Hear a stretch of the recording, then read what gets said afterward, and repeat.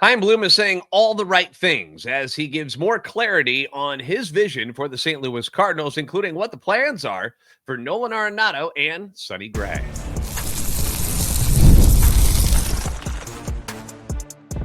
You are Locked On Cardinals, your daily St. Louis Cardinals podcast, part of the Locked On Podcast Network, your team every day. Hey there, Cardinals fans. I am JD Hafron, and I'm a former national radio sports anchor, born and raised in St. Louis, and a lifetime Cardinals fan. And I'm your host for Locked On Cardinals, part of the Locked On Podcast Network, covering your team every day. This is a show serving Cardinal Nation and giving you all the info about the birds on the bat. On today's episode, we're going to be discussing an interview that Chaim Bloom just did that really showed the type of guy that he is, the type of leader he's going to be for this organization. He also answered some of the roster questions that fans have. Plus, the wild card round is complete. We've got an NL Central matchup in the division series that should be quite interesting. The division series is littered with former Cardinals, so we'll be discussing those as well. Today's episode brought to you by FanDuel. Right now, new customers can bet just $5, and if your bet wins, you'll get $300 in bonus bets to use across the app, so download the app today. Late Wednesday night, I just happened to be scrolling around on YouTube, usually looking for something to do with scary movies at this time of year. Trivia, behind the scenes, reviews, nerdy stuff like that. We're actually going to go see The Shining tonight. Me and the wife are. Wife's never seen it. I know it's old, but it's a classic. So we thought it would be appropriate now that it is October. Anyway, so I'm scrolling and the Cardinals alert goes off and up pops this video. And it says it's 52 minutes long. And I'm like, whoa, what is this? And it's an interview in the Cardinals podcast studio where they do the insider show. But it's Chip Carey, Brad Thompson, and new president of baseball operations, Chaim Bloom. And I'll be honest, I don't watch all the pods that they do. Just like I'm sure you don't watch all the episodes that I put out there. For those of you who do, awesome, thank you. But when I saw 52 minutes, I was curious, like, what in the hell are they talking about for that long? 52 minutes is a lifetime these days when it comes to podcasting. And as I'm watching it, I found myself really drawn into the things that Chaim was talking about. It's not like I followed Chaim Bloom when he was with Tampa Bay or with Boston regularly. I knew of him, but it wasn't like I was there working, following the team day in, day out, and got to know who he really was. And, at the press conference that he had when they introduced him, you got a couple of minutes there where the media asks a few questions, and normally fans are mad and complain to people, to the writers like Derek Gould and Katie Wu about not asking particular questions or asking more questions. And people were a little disappointed in Chaim's introductory press conference because they felt like they didn't get a lot of answers on some of the things, specifically the roster. And in this podcast, he went into more detail about some things that fans were wondering about. So I thought I'd open up today with some of the intel that I took from this interview, which is linked down below so you can check it out for yourself. I encourage you to go do that because I don't have time to go through the whole thing, obviously, but I'm going to point out some things that, I thought were important from what they talked about. First thing I noticed was how open Chaim was and how comfortable he is behind a microphone. It wasn't as if he was like searching for ways to speak but not give answers, which, fair or not, I feel like John Mozeliak did a lot of. He kept things close to the chest, and it drove a lot of fans nuts. And I'm one of them. You just want, the word that we like to hear is a little more, transparency and honesty. And we don't feel like we got a lot of that with John Mozeliak because it felt like he was keeping things back and didn't want to, pull the curtain back and show too much ever. Like it always seemed like he was keeping secrets from us, right? One of the things that I think hurt Mo's final years was the lack of explaining to the Cardinals fans what they were trying to do as an organization. In the movie Philadelphia, Denzel Washington's character has this phrase where he's like, explain it to me like I'm an 8-year-old. And, nobody likes to be talked down to like you're a child, but I feel like sometimes these guys could be a little more open to what the plan is, why you're doing certain things. When you sign a guy, and instead of going off and signing other people when there's better talent available, be like, well, here are the reasons why we went down this route. Explain it. Explain why this is the way we're doing these things. Maybe more fans would have understood it better. Why the Cardinals have struggled the last 3 years. What's going on? Chaim doesn't appear to have that problem. I know he's the new guy, but he even uses the word transparent and transparency, which is something that I think fans will enjoy if he continues to do it. He's like, I can't show you everything that we're doing, obviously, but I want to be more open about what's going on with this team and why we're heading into different directions and doing certain things. As fans, we invest our time, we invest our money and our hearts into this franchise. And when you keep us in the dark and make us feel like we're not getting the whole truth about some things, it upsets us. We don't like that. We want the knowledge. Give us everything you can without giving away everything, so that, obviously you can't tell everybody everything that's happening behind the scenes, but, be a little more open with us. Make it feel like we're a part of it, because that's what we want. Chaim, at least here, and I hope in the future, feels like he's going to be a better communicator with the fan base, which is awesome. He talked about cohesiveness. He talked about principles. He talked about continuing the Cardinal way of things as far as being smart on and off the field, but updating the methods to be ahead of the rest of the league, setting the standard like this franchise used to do, instead of, following the standard and like being behind, if as it pertains to the roster and why they learned, or what they learned from 2025, were questions answered about certain players. They didn't name specific players, but we know who they're talking about. We're talking about the Nolan Gormans, and we're talking about the Jordan Walkers, and some of the young guys. Like, where is their part on this roster? Like, what are they going to be around? What are they going to do? And I'm going to paraphrase here, because I'm not going to go through all of this again. It was 52 minutes long, but he said he learned a lot, and that not every question was answered, but that there are some players who still have more that they can show them, and hopefully it comes in a way that they can give them opportunity to do that. But we might create competition for them as well, depending on what they can go out and get, which to me sounds like, they're not exactly selling out going, well, these are the guys that we're stuck with, so we're stuck with them, and that's who we have to do. It makes it sound like, look, we want to give you a chance to prove that you're better than what we saw this year. But at the same time, we're not going to just let you, go the whole season and be what you have been. At least that's what I took from it. They're like, you're going to have to be better, because we're still trying to win ball games. This is not, a reclamation project where losing is accepted. That's not what the goal is here. The goal is to reach the long-term goals, but at the same time, winning in the short term as well. He does touch upon that a little bit later. Chip went into this even further about, roster stuff, and asked him about guys like Nolan Arenado and Sonny Gray and Willson Contreras, the three veterans remaining who have substantial money or years on their deals and also no trade clauses. He asked about them. I'm going to share with you what Chaim had to say, because he was very open about what the plan is with these three guys. So we'll get into their situations next on Locked On Cardinals.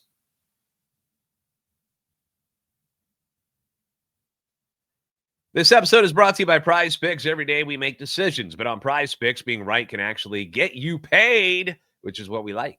Don't miss the excitement of this football season. Don't miss out on it. You got Prize Picks, where it's good to be right. Playing Prize Picks is a lot of fun. Simple is part of the reason why I like it so much. I don't need a complicated app to make life more difficult for me. I like that Prize Picks is very simple to add more excitement to the games. You just pick more or less on player projections, like passing yards or rushing touchdowns or rushing yards, receiving yards. I love how quick it is. You can make your lineup in under a minute. They've also added a thing they call stacks. So if you want to ride with a player, say someone like rating MVP Josh Allen of the Buffalo Bills, I can select his passing yards, rushing yards, and touchdowns, put it all in one lineup. They also added the new injury reboot feature, where if somebody goes down in a game early on, it's not going to count against you. You're not going to get burned by that. Download the Prize Picks app today. Use code Locked On. Excuse me. Use code Locked On MLB to get $50 in lineups. After you play your first $5 lineup, that's code Locked On MLB for $50 in lineups. After your first $5 lineup, Prize Picks, it's good to be right.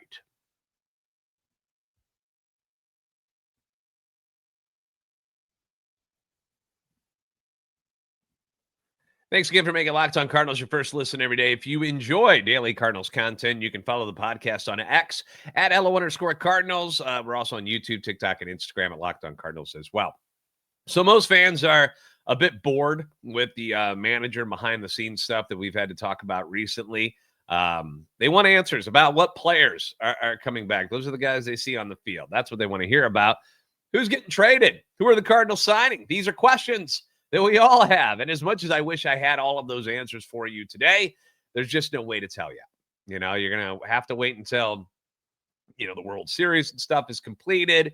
And then you can start getting into who's opting out and who's going to be trade bait and all of that stuff. You got to see who gets knocked out of the playoffs, who's mad at themselves for not going further. And that's going to alter a lot of things. So we will do our fair share of discussion this offseason about all of that, about possible free agents and trades. Don't worry. But as far as like concrete journalism goes, there isn't much available on those things just yet. But in this interview, Chaim did get into some specifics about the three players currently on the team, and Nolan Arenado, Sonny Gray, and Willson Contreras, and about what their futures might be with the Cardinals and how they will handle this situation. Again, these are veterans with money and years on their deals. They also have no trade clauses, so they can be very, very complicated. We've learned that the hard way last offseason when there was a deal done with Houston and Nolan Arenado was going to go and be an Astro.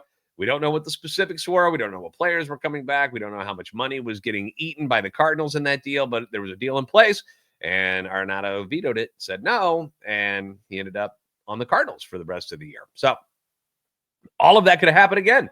That could happen with all three of these guys. So here's what Chaim had to say on the situation involving, and he went into, he broke it down for all three of them in different. It wasn't like one big melting pot of answers here. He just said, I've spoken with all three of them, and I actually think all three have been pretty, to their credit, forthright with their fans about where things stand. He went on to say there's not going to be a point where we're not trying to win. We are always going to care about that. We may, as we are now, just have a strategy that's more long-term oriented. So that puts us in a position where it might not line up exactly with where certain players are in their careers. I think in Nolan's case, we were pretty much on the same page that given where we are and where he is, a fresh start is something that might make sense for everybody. So that's something we're going to work with him to pursue and to look at.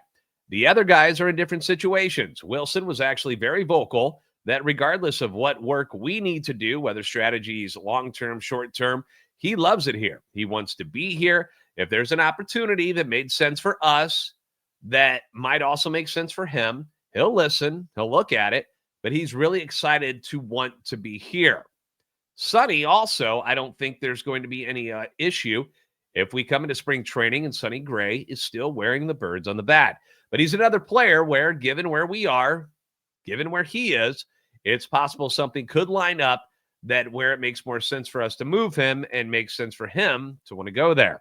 And if that happens, we'll talk to him and see if it works out. But for us, it's really just, again, going to be held up against that yardstick of, does this help us get closer to those goals we have in the long term?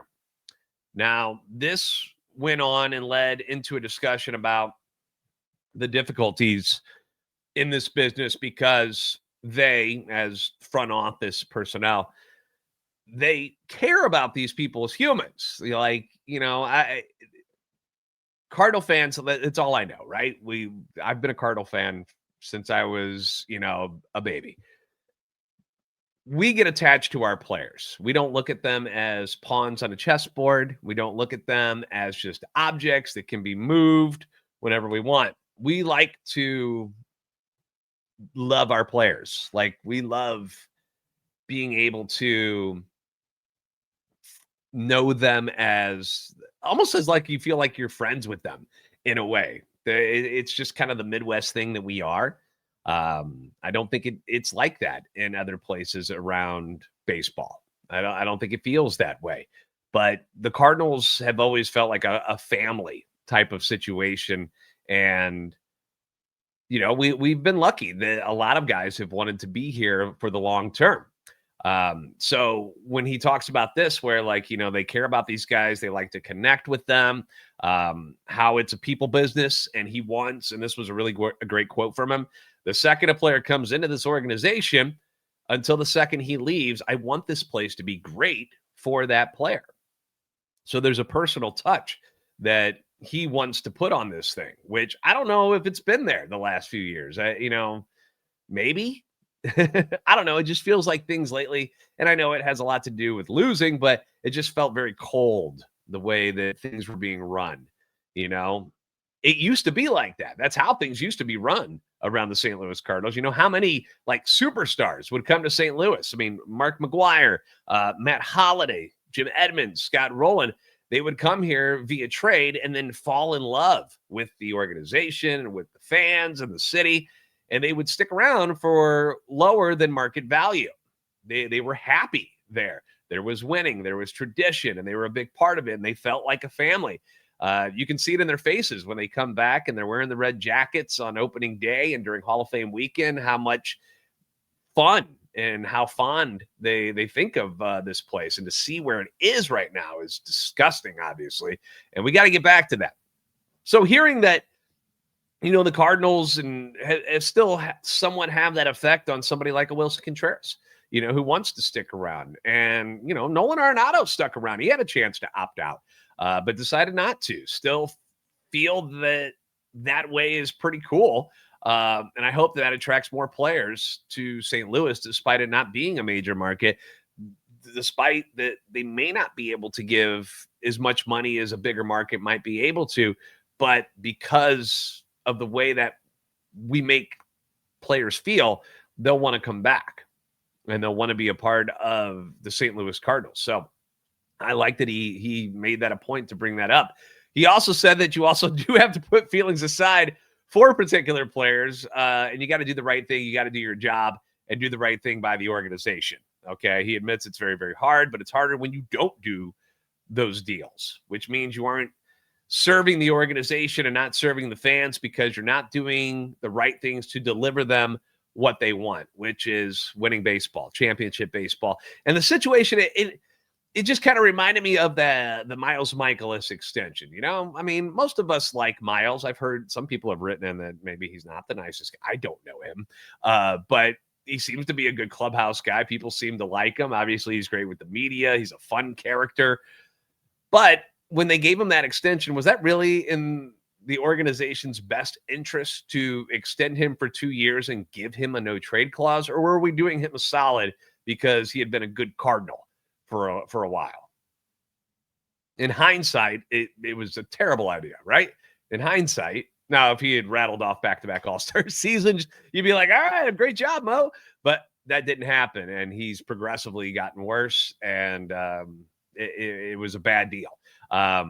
Those funds could have been used to bring in much better talent for the same price, if not cheaper. Like we've seen other guys that have been available, and you're like, yeah, and we're paying Miles Michaelis this, and we get all worked up about it. Chaim then went into some personal stuff about getting into the game, how he ended up in as a part of the Major League Baseball, and how he came up with the Tampa Bay Rays. He talked about his family and the kids. He spoke about his time both in Tampa Bay and in Boston, which was a totally different situation for him. He talked about preparing the players for what happens not only between the lines, where he's like, we should have them ready for any situation between the lines. There's no excuses of why anything that happens on the field, we shouldn't have them prepared for it. We should have all of that covered. And he's like, obviously, we have to deal with off the field scrutiny, and that's part of this game. He's like, so that's something that we can't, always make sure that they're prepared for that way, but we'll do our best. But anything on the field, he's like, we can control that and help that and make these guys great. Went into how they will continue to add to the operations group over time, talking about scouting and behind the scenes stuff. He went into a lot of detail about, what this is going to look like. He discussed developing pitching and how confidence and identity is so important for pitchers. And because things, have advanced so much in the game of baseball, that it's his job to make sure that the Cardinals are in the front of the line and optimizing whatever special talent or the superpower, as he called it, whatever they possess, so that they can help them become the best version of himself. He kind of made it like you can't just choose one style of a pitcher and roll with that. So you can't just say, okay, I need somebody 6'5", throws 99, and that's it. If they don't do that, we can't take them. He's like, no, there's more to it than that. So he delves into that just a bit. And that's an area that, as we know, feels like the Cardinals fell well behind it, where they weren't utilizing what they had available as far as resources to develop their talent at a better level. And that's how they've kind of fallen behind, where their farm system, there wasn't enough good players coming back up to help them. Instead of having to go out and buy free agents, they were like, well, we've got these guys and we're developing these guys. Well, they haven't been doing that the last few years. It's just been a lot of meh. And I think that's what he's talking about there, is that, like, we're adding that, and we need to be in the forefront of all of this. He kept saying things like, I don't think we're ever going to be where I want us to be, because that would mean we're settling, and we don't want to do that. We always want to be striving and try to continue to be better and better every single time. So I like this. It was really fun to hear him talking with prospects in the system this year. They've raved about the number of instructors and knowledge that they are receiving in the minor leagues now, and that they've really enjoyed that. And it's something that was obviously missing until Chaim came and started adjusting things a little bit. He did point out that he's like, hey, we're not, it's not like there was nothing here and it was just horrible. He's not, but he said there are things that, I came in and saw that we can improve on this and that, and we're going to take that. And then the good stuff that we already have, we're going to put it all together, and this is how we're going to build this thing. So it appears things are headed in the right direction, but obviously this is going to take some time. So don't expect to turn around just next year. He also gave a bit of a rundown of what things are going to look like. October, he said, obviously he's going to be a little quiet because, you still got the playoffs going on, and, it sucks that we're not there. And, that's what we want to be doing. We don't want to be sitting here waiting. But November should pick up with the GM meetings and stuff. So, it was a great interview. So please check it out if you haven't already. I'm going to talk some playoffs to wrap things up here next. Cubs and Brewers, an NL Central battle in the division series. We'll get to it next on Locked On Cardinals.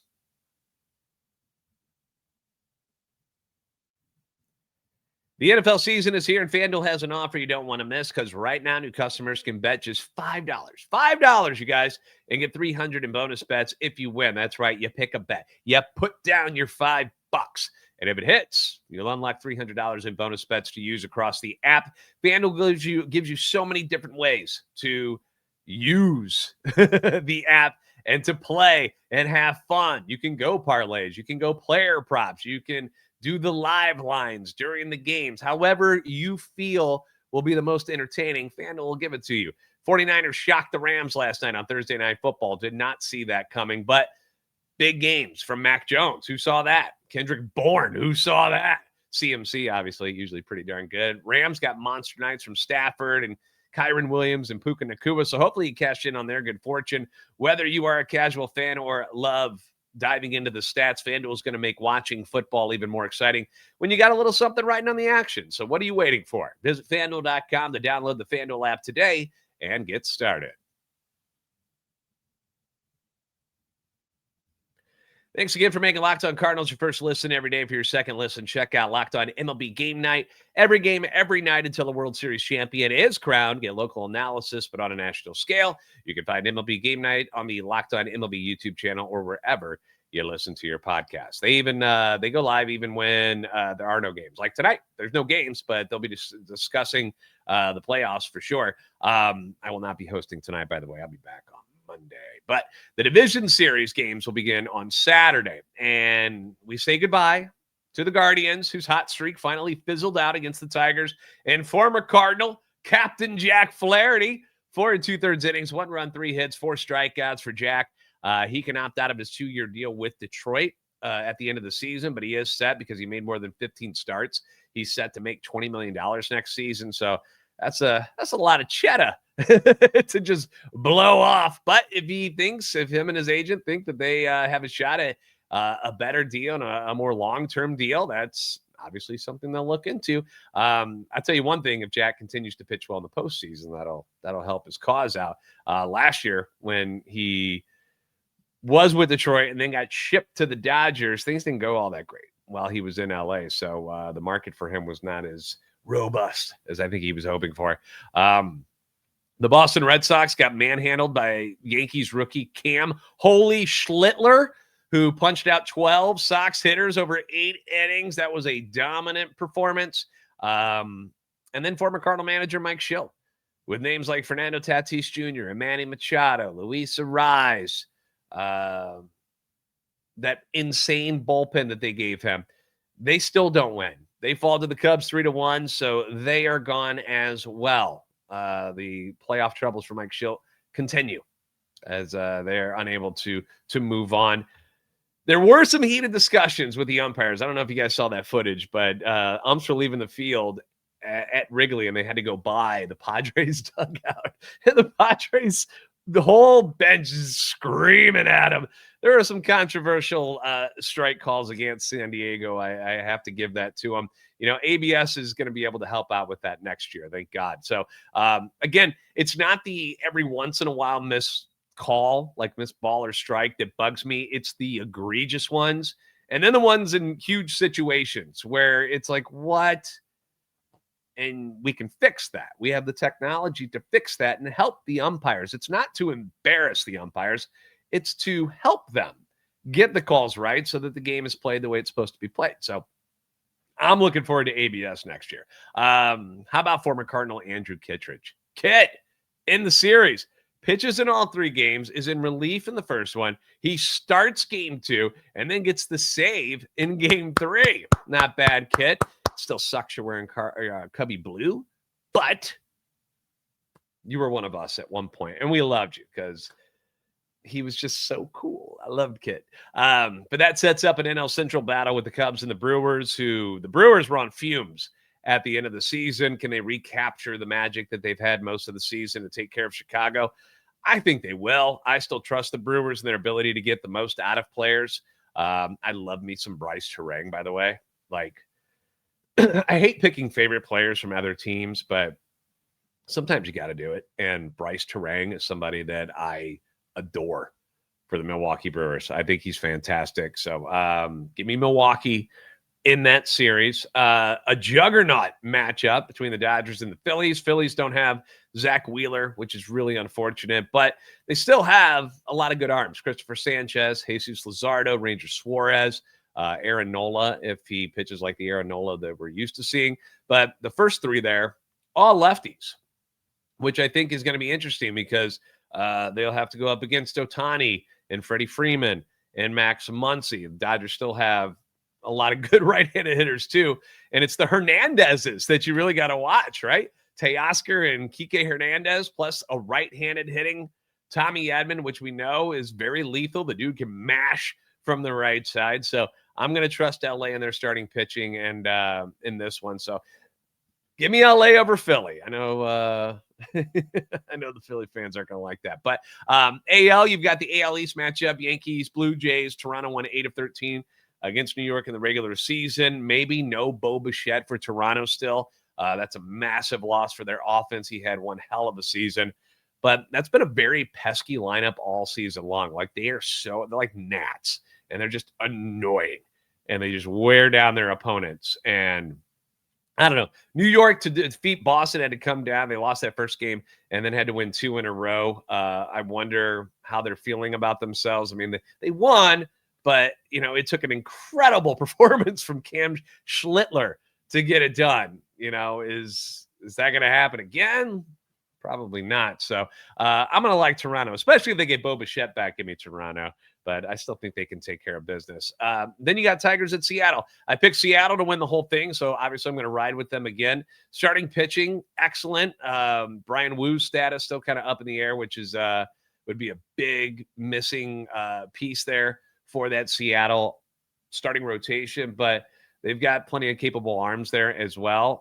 A solid bullpen in their offense led by Cal Raleigh, Julio Rodriguez, Eugenio Suarez, Josh Naylor, Randy Arozarena, and Jorge Polanco, who I think might be a secret weapon, a certain guy that you should keep an eye on in that series if you're watching. So there you have it. All starts up on Saturday. Thanks for making Locked On Cardinals your first listen every day. If you haven't already, please give us a follow on X at @LO_Cardinals and at JD Sports Radio, TikTok and Instagram at Locked On Cardinals. Like, subscribe on YouTube. Help our love and our channel grow for our St. Louis Cardinals. You're the best fans in baseball for a reason. We'll see you next time on Locked On Cardinals. Thanks for watching.